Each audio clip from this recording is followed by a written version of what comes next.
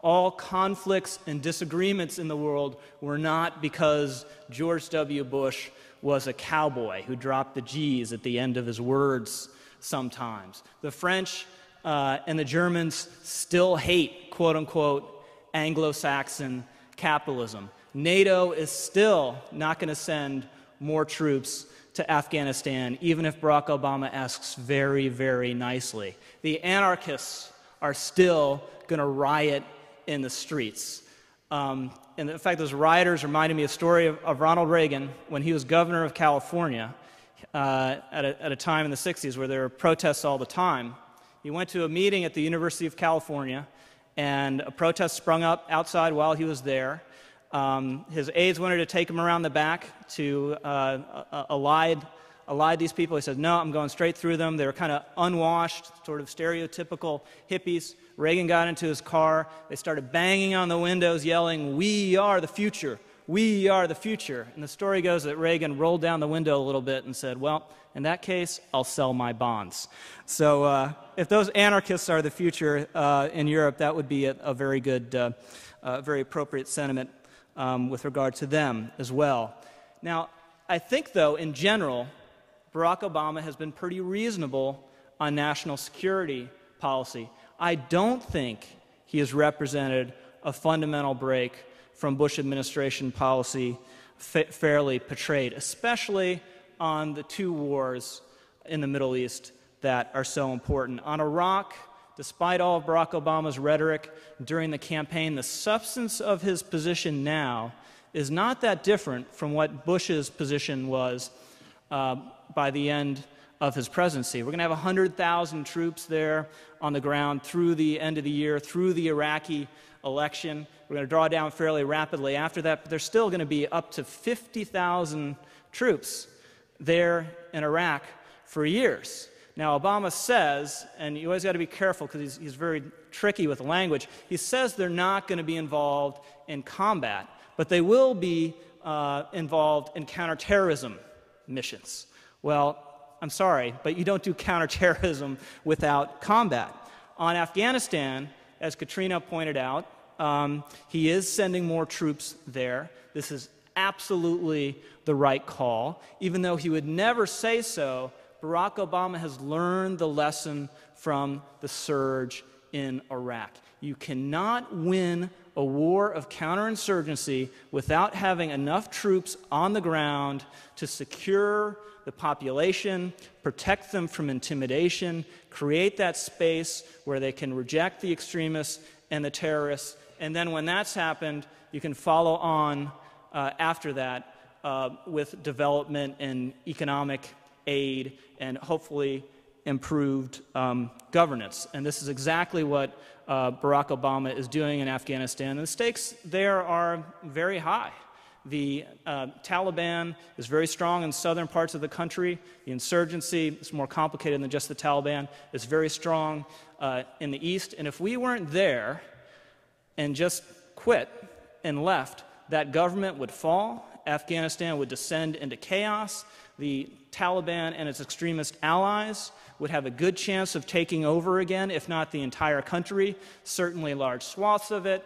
And what do we have then again? Well, we're returning exactly to the pre-9/11 situation where you have al-Qaeda safe havens in that country. And Afghanistan falling into such instability, Katrina has it exactly backwards, would work to destabilize Pakistan because it's a cross-border insurgency, and if the Taliban gains strength in Afghanistan, it's going to gain strength in Pakistan, it's going to gain prestige and have an even greater chance of destabilizing that government. And if you have extremists taking over a nuclear-armed state in Pakistan, well, needless to say, that would be a dire event indeed. And we need to do all we reasonably can to prevent it.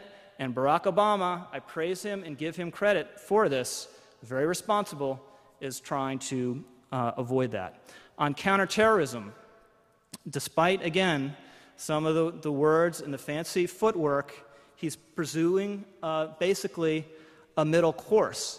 The left screamed about the Patriot Act and made it seem as though, every librarian in the country had become an agent of the FBI. Well, Barack Obama is keeping and using the Patriot Act. The left was exercised about the terrorist surveillance program. This, again, was a violation of our fundamental liberties. Barack Obama even engaged in this sort of rhetoric. Well, he's going to keep and use the terrorist surveillance program. George W. Bush implemented a program that, to be frank and use impolite language, is a targeted assassination program in the border areas of Pakistan against al-Qaeda leaders. Well, Barack Obama is keeping and using and maybe even increasing that program. Good for him. Again, a moderate, reasonable middle course. On terrorist detainees, we can no longer call them enemy combatants, but the Obama administration is reserving the right and says it's very important to be able to indefinitely detain some of these terrorists who, for various reasons, you can't try, or at least try immediately. We're going to close Gitmo, supposedly, in a year if they figure out what to do with it, because it's a very difficult question, what to do with the people there remaining. We'll still have Bagram Air Base. On interrogation, he's pulling back from the Bush policy, but he's still leaving open the possibility of using interrogation techniques that are harsher than what's in the Army field manual. All of this is to the good. I think in national security policy, the big question mark is Iran. He wants to talk to the mullahs.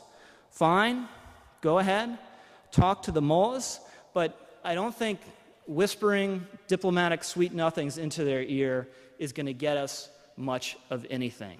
They are set as a matter of geopolitics and geostrategy to acquire a nuclear weapon. And when we're done talking to them and we've seen that that's failed, then the big question is what you do next. That's when push comes to shove, and that's when the very difficult questions arise that I'm not sure how Barack Obama is going to answer them. I'm not sure he knows. But he is correct to say it's unacceptable for the Iranians to acquire a nuclear weapon. If they get one, you don't know who they can give material and know-how to. Their influence in the region, which is extremely malign, will increase. They basically support every single terrorist insurgency in the region, from Gaza to Lebanon to Iraq, where the Iranians have been providing this horrific improvised explosive devices that rip our soldiers to shreds, and it would risk starting a very dangerous regional arms race. So we'll see where Obama comes down on that. But is it possible for a liberal Democrat actually to pursue a reasonable national security policy that keeps us safe? Well, in the case of Barack Obama, I hope the answer is yes, he can. Thank you very much.